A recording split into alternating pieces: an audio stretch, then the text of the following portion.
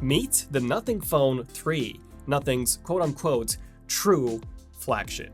And also their first high-end phone since the Nothing Phone 2 from 2 years ago. And at a price of $800, which is $100 more than the Phone 2, Nothing is now directly competing against phones like the iPhone 16, the regular S25, and the Google Pixel 9. So how does it fare?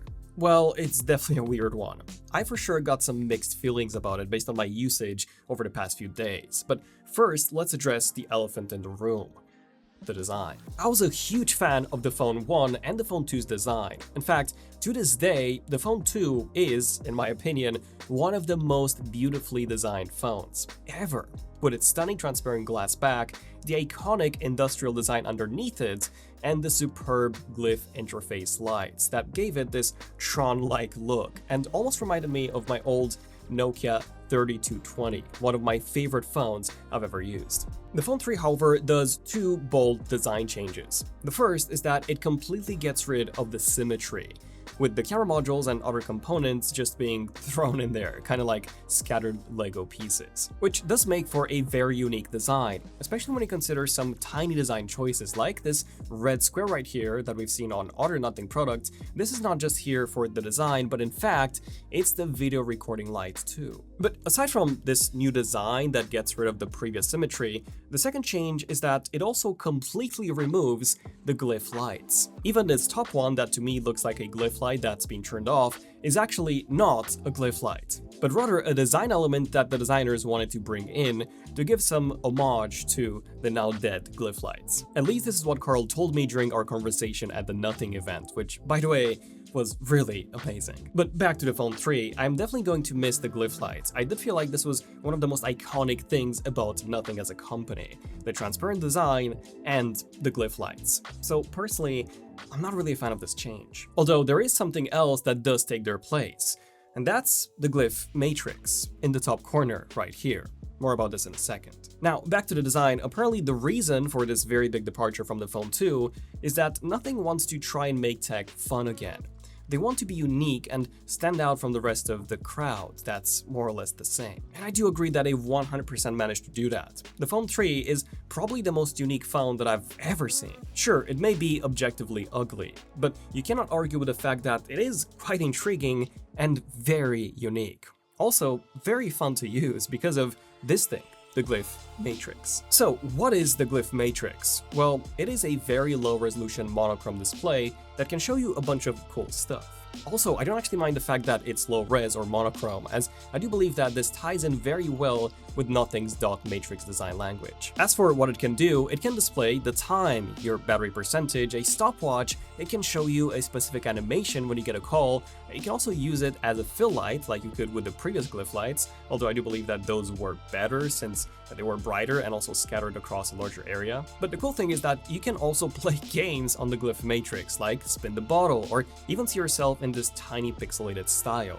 Plus, with the SDK being fully available to developers to make use of, we will probably see some third-party apps making use of this too. But I would say the thing that really impressed me the most is that it's actually got this button on the back, which is behind the glass, so you don't feel it, but you can actually press it, and you can switch between the glyphs when you press it, with a long hold activating the glyph that you're on, such as the stopwatch. Overall, I do believe that the glyph matrix is objectively more useful than the glyph lights. Still, I am sad to see them gone, as like I said, I do believe they gave Nothing that unique identity. Also, the glyph lights allowed you to track the progress of your Uber, which was really cool, and something that the glyph matrix doesn't currently support.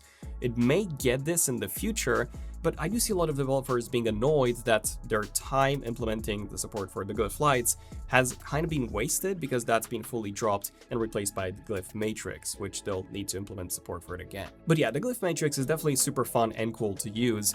I just wish there was a way to always keep it on, as right now, even if you enable the always on feature of it, it will still turn off when you start using your phone. So having to enable it every single time I flip my phone is pretty annoying. But by the way, all the shots that you see in this video have been taken using our glitzy glasses wallpapers pack by our designer, Hanae. This pack was actually inspired by Nothing's glass style wallpapers, so if you're looking to get this look on your phone or even on your laptop, you can do this with ease with our glitzy glasses pack, available in 8K from our app Wallpapers. Link down below.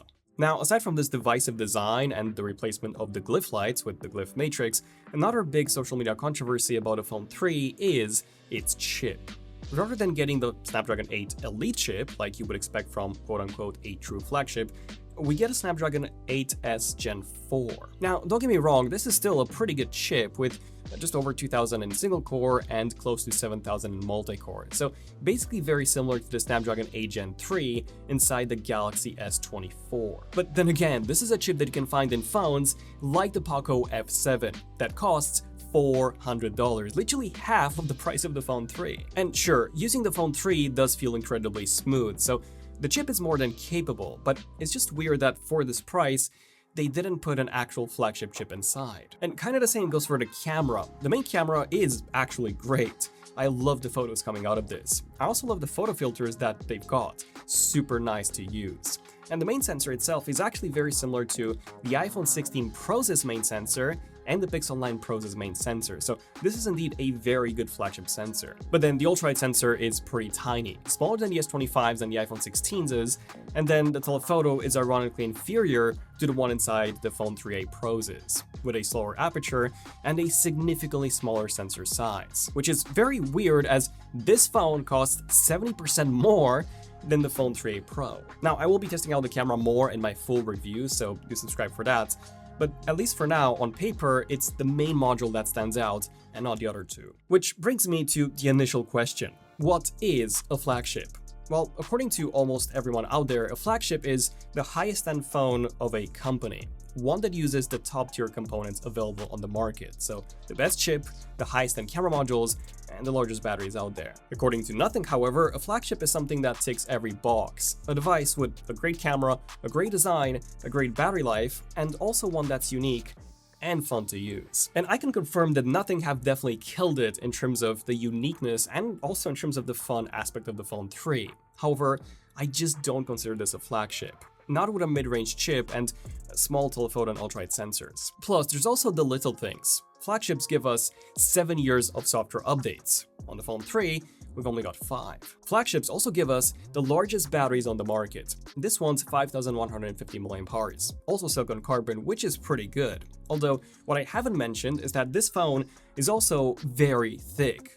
Like, this is the thickest phone that I've ever used at 9mm. With its thickness, it should have easily come with at least a 6000 mAh battery, or even bigger, like the OnePlus 13. So yeah, I just don't see the Nothing Phone 3 as a flagship product.